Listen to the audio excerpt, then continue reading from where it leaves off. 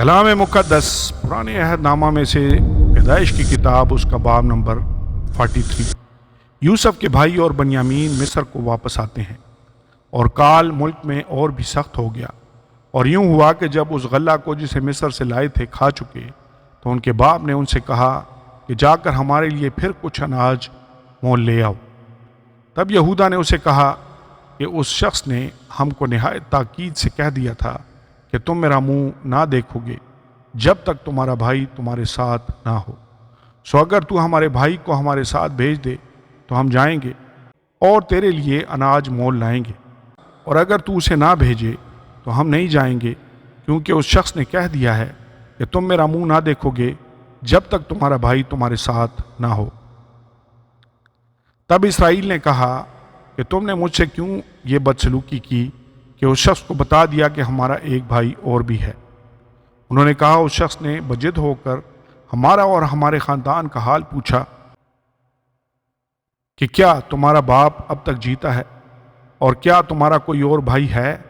تو ہم نے ان سوالوں کے مطابق اسے بتا دیا۔ ہم کیا جانتے تھے کہ وہ کہے گا کہ اپنے بھائی کو لے آؤ۔ تب یہودا نے اپنے باپ اسرائیل سے کہا کہ اس لڑکے کو میرے ساتھ کر دے تو ہم چلے جائیں گے، تاکہ ہم اور تو اور ہمارے بال بچے زندہ رہیں اور ہلاک نہ ہوں، اور میں اس کا ضامن ہوتا ہوں، تو اس کو میرے ہاتھ سے واپس مانگنا۔ اگر میں اسے تیرے پاس پہنچا کر سامنے کھڑا نہ کر دوں تو میں ہمیشہ کے لیے گنہگار ٹھہروں گا۔ اگر ہم دیر نہ لگاتے تو اب تک دوسری دفعہ لوٹ کر آ بھی جاتے۔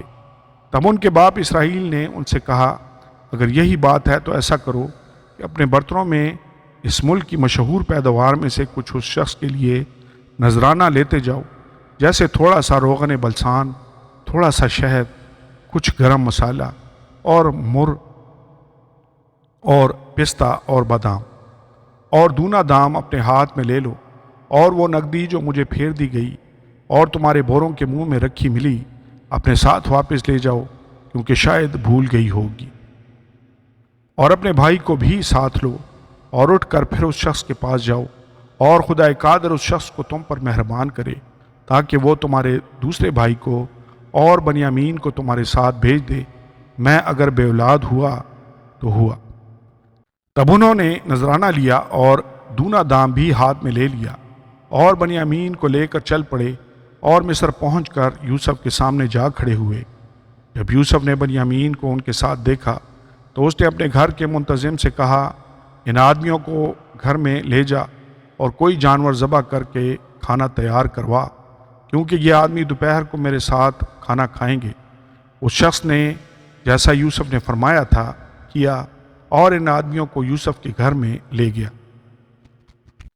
جب ان کو یوسف کے گھر میں پہنچا دیا تو ڈر کے مارے کہنے لگے کہ وہ نقدی جو پہلی دفعہ ہمارے بوروں میں رکھ کر واپس کر دی گئی تھی اسی کے سبب سے ہم کو اندر کروا دیا ہے، تاکہ اسے ہمارے خلاف بہانہ مل جائے اور وہ ہم پر حملہ کر کے ہم کو غلام بنا لے اور ہمارے گدھوں کو چھین لے۔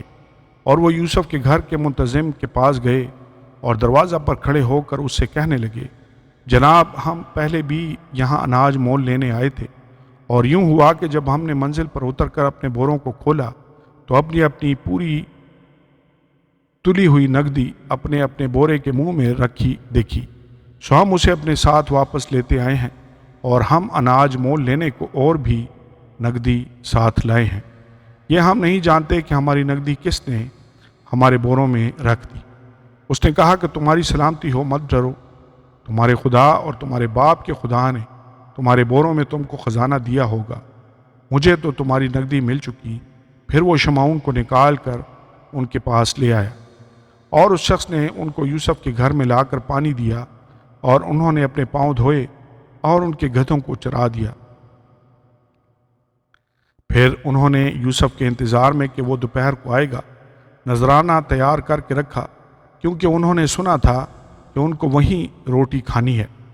جب یوسف گھر آیا تو وہ اس نذرانہ کو جو اس کے پاس تھا اس کے سامنے لے گئے اور زمین پر جھک کر اس کے حضور آداب بجا لائے۔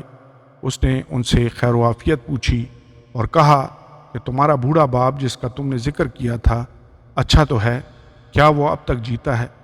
انہوں نے جواب دیا تیرا خادم ہمارا باپ خیریت سے ہے اور اب تک جیتا ہے۔ پھر وہ سر جھکا جھکا کر اس کے حضور آداب بجا لائے۔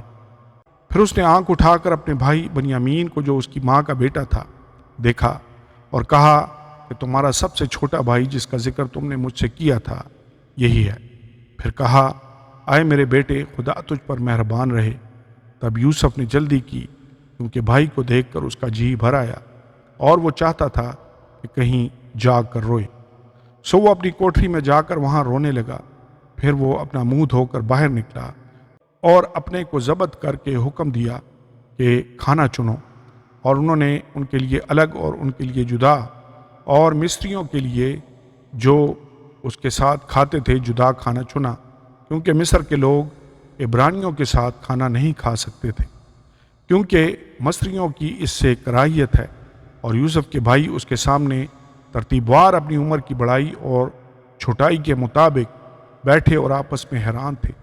پھر وہ اپنے سامنے سے کھانا اٹھا کر حصے کر کر کے ان کو دینے لگا، اور بنیامین کا حصہ ان کے حصوں سے 5 گنا زیادہ تھا، اور انہوں نے میں پی اور اس کے ساتھ خوشی منائی۔ آمین اور آمین۔